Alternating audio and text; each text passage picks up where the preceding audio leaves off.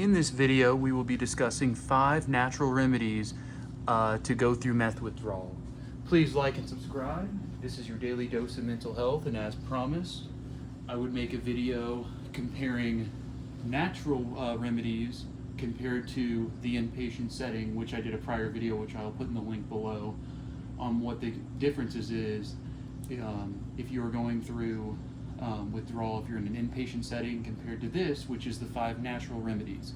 Now keep in mind, a lot of times the natural ways go a lot more toward people who can't afford to be into the inpatient setting, who don't have the resources to, or for people who do not want to go into the inpatient setting.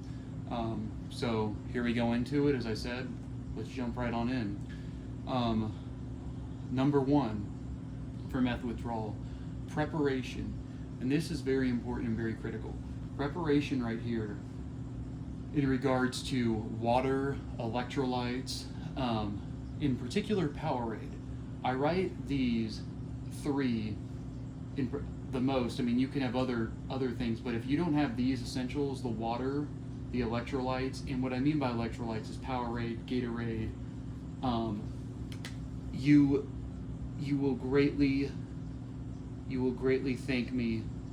You will greatly thank me for this, because when you've been using meth and you're going through the withdrawal process, your body's been depleted for a long time of hydration. Your hydration status when you're quitting meth, and you typically don't even realize this till you start, has been depleted.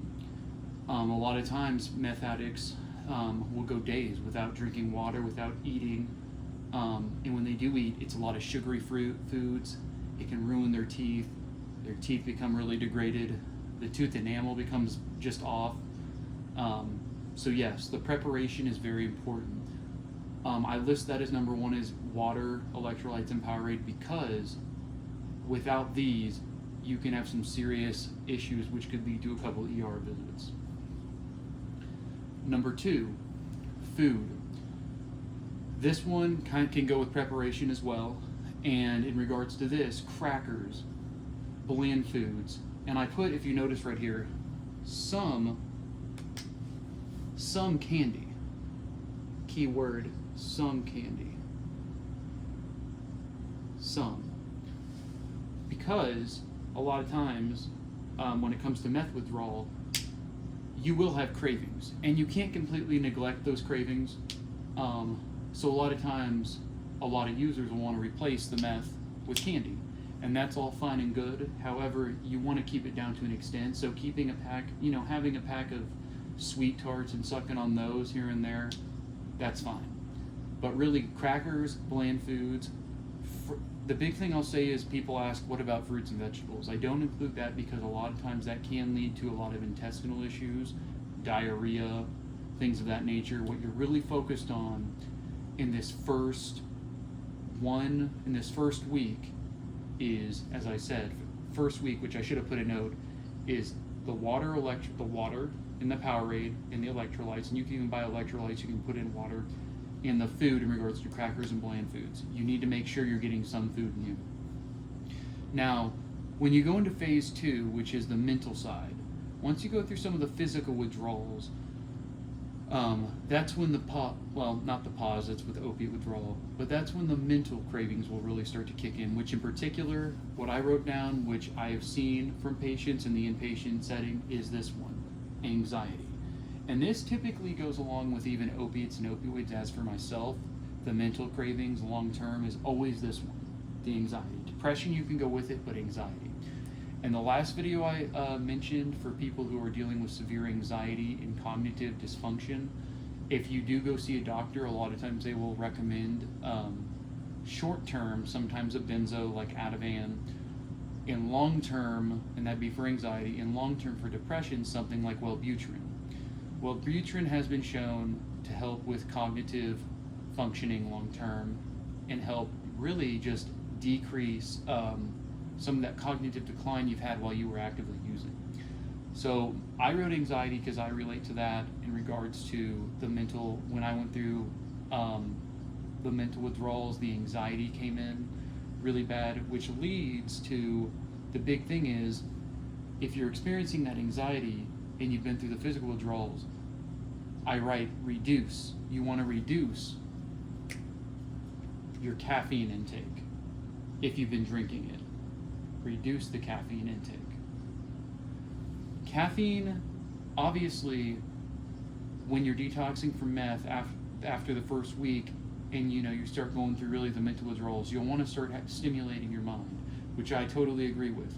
And having maybe a cup of coffee, that's fine, but don't be drinking those Monsters, energy drinks, 2 or 3 of those a day, because that'll just make the anxiety you already have a lot worse. Sometimes what I recommend is, okay, let's say you have a cup of coffee in the morning, all right, and if you're still feeling pretty anxious and whatnot, a lot of times herbal tea. If you can see a doctor, once again, sometimes they'll give you a benzo. Short term, keyword short term. Number 4, support. So I write this, and this could really go at any point, support, because if you can at least start by telling somebody, or if you can tell someone you're going through this process, in particular a loved one or a friend, it'll make it easier because you'll have somebody to talk to.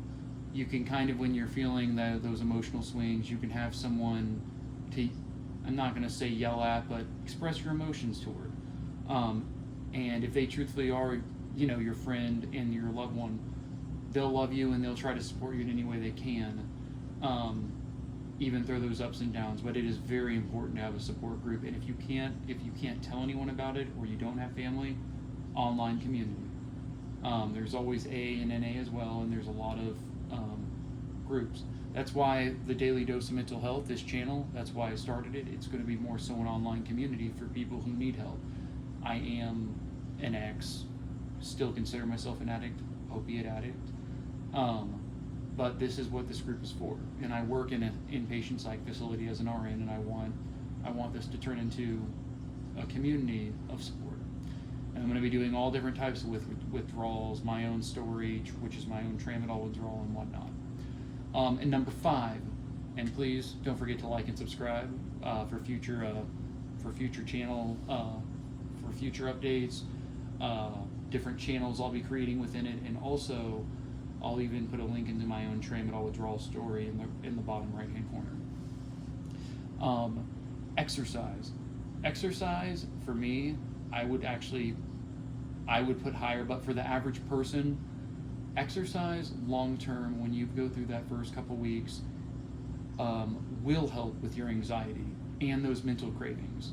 And it will lead to long-term positive mental health patterns, meaning your emotions will become more stable.